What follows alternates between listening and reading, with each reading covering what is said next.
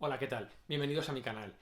Este es un vídeo de respuesta a un vídeo que subió ayer mi amigo Julián Almazán en su canal, donde se preguntaba acerca del futuro de los lectores de cómics, el relevo generacional, qué iba a pasar con la industria a un medio o largo plazo, y es que se encontró leyendo en el metro a unos chavalines de 5 o 10 años leyendo unos cómics de superhéroes y eso le enterneció. Y la verdad es que a mí también porque es una situación bastante rara de ver, no nos engañemos. Es más fácil verlos con un tablet o con una videoconsola que con un libro o con un cómic. Pero bueno, esto es lo que es. En general estoy bastante de acuerdo con lo que decía Julián. Lo que pasa que él ha sido bastante pesimista y a mí me gusta siempre ver un poco la luz al final del túnel. Para empezar, es cierto que el cierre de Bruguera durante los años 90 hizo que una gran cantidad de series para el público infantil y juvenil cerraran. Pero no es menos cierto que la gente que leía Bruguera no era necesariamente luego gente que comprara otras cosas.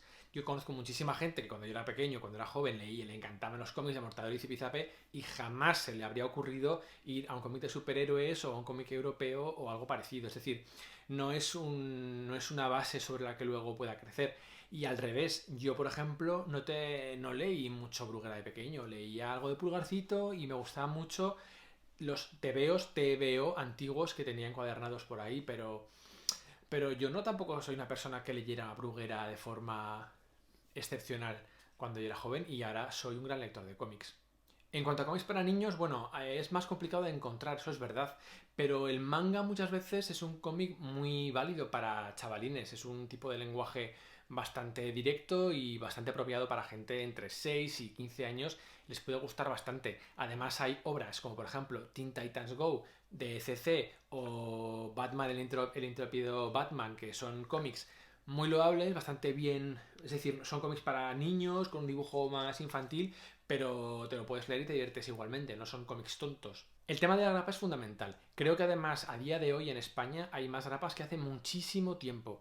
Panini publica un montón de grapas, ECC también, incluso editoriales como Aleta o Norma se han lanzado a sacar grapas al mercado. No sé si es una estrategia editorial o si realmente hay público para él, pero lo cierto es que la grapa es un medio por el cual la gente joven o la gente no joven se puede acercar mejor al cómic porque es mucho más barato que un tomo o un integral. Entonces, para gente que tiene a lo mejor la paga de la semana, pues es mucho más fácil que se lo compre. ¿Dónde está el pero? La distribución.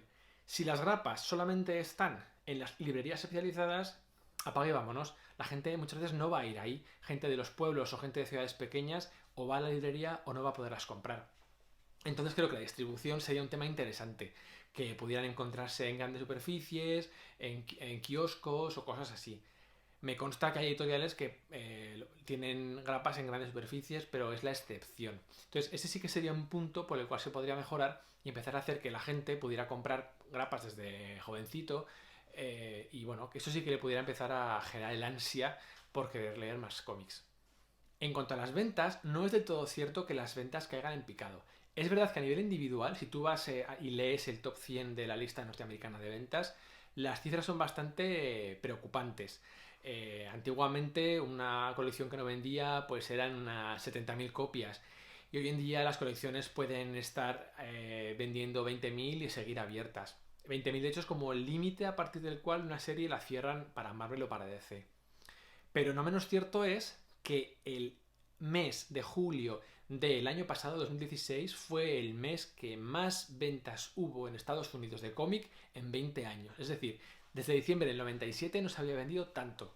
Es verdad que fue una crisis muy gorda, que hubo una caída en picado de ventas, y es verdad que no conozco el dato si es relativo al precio por cómic o relativo a las ventas. Es decir, cuánto valía un cómic entonces, cuánto vale ahora. Pero la cifra está ahí y la realidad es que los últimos 5 años ha venido creciendo en ventas. Esto es un dato positivo.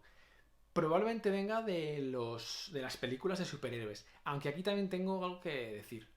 Si nos atenemos a las cifras de taquilla de las películas de superhéroes, deberíamos estar viviendo una época dorada en los cómics y no es así. ¿Por qué? Porque la gente que va a ver Capitán América al cine o Iron Man realmente cuando sale de ahí no tiene por qué ir al cómic. Es mucha gente se queda ahí.